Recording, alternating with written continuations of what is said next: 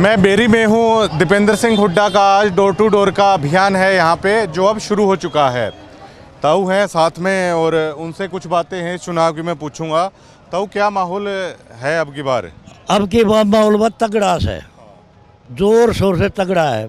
ये नहीं कह रहे मोदी मोदी इतना काम करवाया, अरविंद शर्मा बोल रहे हैं इतना काम करवाया, मन यूँ करवाया। भाई मोदी ने लड़ा ले, फिर 542 सीट मोदी लड़ जाए, तू क्यों लड़ा है? इसका विकास तो गिरा नहीं सकता, इतना विकास कर रखा है इसने देश में। न्यू नहीं रोहतक में पूरा हरियाणा में कर रखा है इसने। नहीं क्या वो काम आएगी। वो अरविंद शर्मा था, मतलब रोहतक में विकास कर दिया, रोहतक में विकास कर दिया है। और अब बढ़ाई कराया करता, अब किसका पाया हम बैठा है वो। पहले कांग्रेसी था वो, इन्होंने पाया था। वह दौड़ी पे लीव करेगी के दौड़ा पे ले लेके उड़ जाएगी वह। 5 साल का रिकॉर्ड पूछो उससे को पूछने वाला हो तो 5 साल का रिकॉर्ड देखा भाई, बता एक भी काम नहीं है उसका। हल्का बेरी से ही हो आप? गांव कौन सा है अपना? गांव दुबलदन गांव है अपना। तो अपनी बेरी की लीड को लेकर क्या सोचते हैं आप? हुड्डा साहब तो 1 लाख की कह के गए थे जब रैली थी। 1.5 लाख की, 1.5 लाख तो वोट भी पोल नहीं होती ताऊ। करते आगे हम 1.5 लाख की आप देख लियो चाहे कराएंगे। एक नहीं छोड़ा वोट, एक भी नहीं छोड़ा, एक भी वोट भी।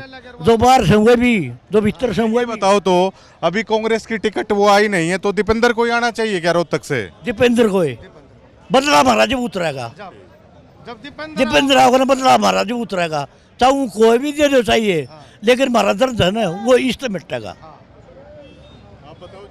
दुबल जनता, हाँ बदला महाराज जब उतरेगा, जब इसकी टक्कर में अरविंद ने 3 बार गोवांगा।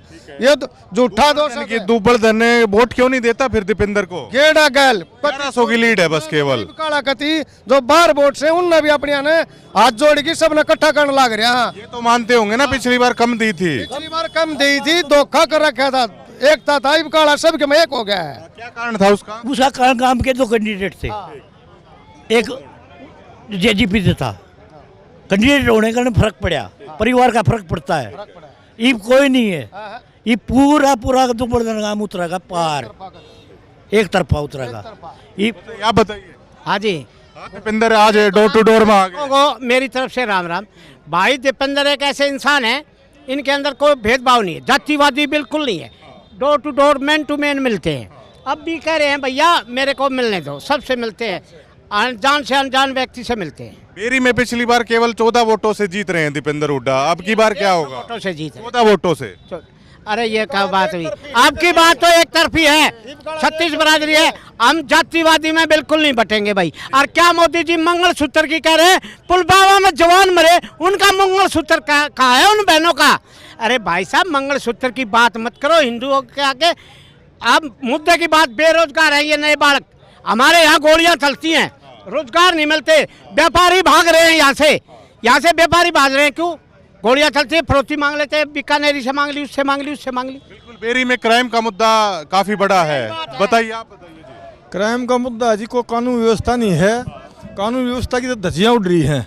और बदमाशों का जो है यो हरियाणा हब बन गया। न हुड्डा साहब की 10 साल सरकार रही, बदमाश चुक दिए थे और एरिया छोड़ गए थे, खुशहाल था हर आदमी, दुकानदार, छोटा कर्मचारी, छोटा व्यापारी, बड़े भी सब खुशहाल थे। आंटी जी,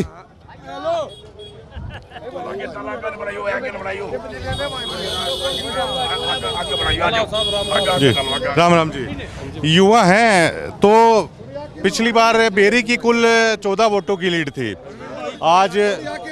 आज एमपी साहब भी आए हुए हैं, तो क्या मानते हैं प्रॉपर बेरी में ये लीड बढ़ेगी अब की बार? अब की बार जी घनी नहीं कहते तो कम से कम 3000 वोटों की लीड से यहाँ से निकलेंगे।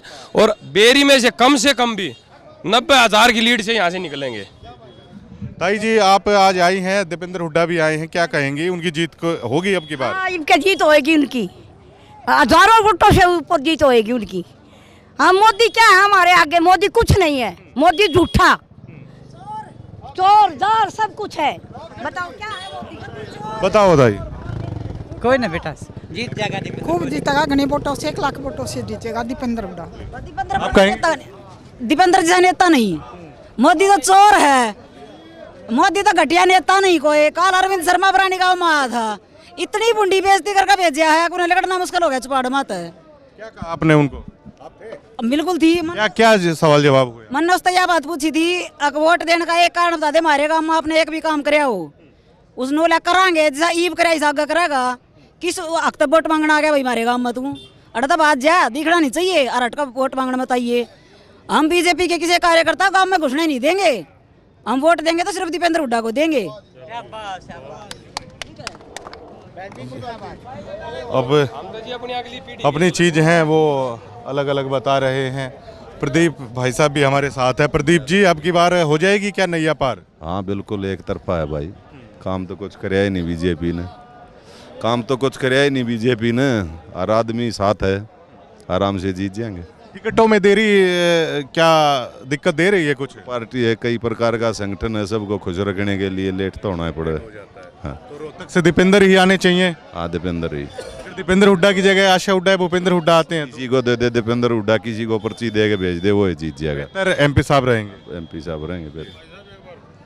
हाँ भाई, पलड़ा से पलड़ा से हो? हाँ जी। क्या है आपका? राजवीर जी, पिछली बार जी अरविंद शर्मा को हमारे गांव से बहुत ज्यादा वोट मिली थी।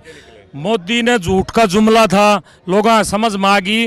अब की बार भाई साहब हम पूरे विश्वास से कहते हैं दीपेंद्र हुड्डा पलड़ा गांव से जीत कर निकलेगा, क्योंकि इतना मिलनसार, इतना ईमानदार आदमी, पूरा गांव भाई साहब उस दिन चूल्हा नहीं चढ़ा था जिस दिन एमपी साहब आ रहे थे। शायद पलड़ा से 145 दीपेंद्र हुड्डा की थी, 700-800 के तकरीबन हारे थे। हाँ जी, हाँ जी।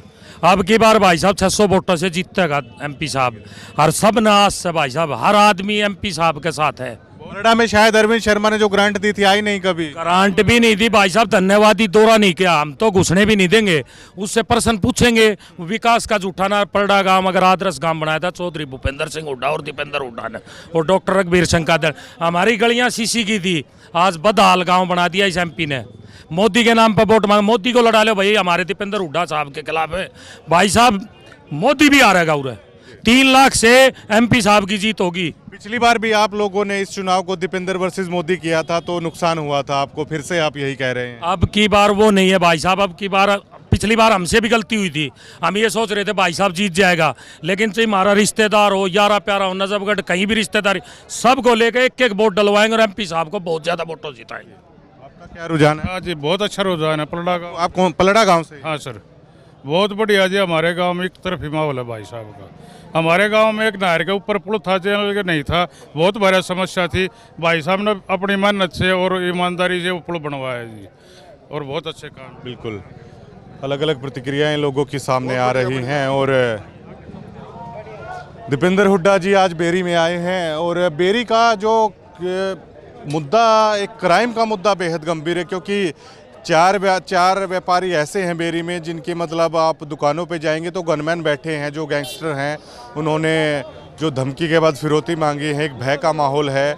और कुछ व्यापारी ऐसे हैं जो उस भय के कारण अपने व्यापार को छोड़कर बेरी से जा चुके हैं, और यही शायद व्यापारियों की मांग रहेगी दीपेंद्र सिंह हुड्डा से। और पिछली बार केवल 14 वोटों से बेरी से दीपेंद्र सिंह हुड्डा जीते थे, और जो ये समा बदल रहा है, और ये वाकई में है जो ये लोग कहते हैं कि नरेंद्र मोदी को लिया, ये सच्चाई है।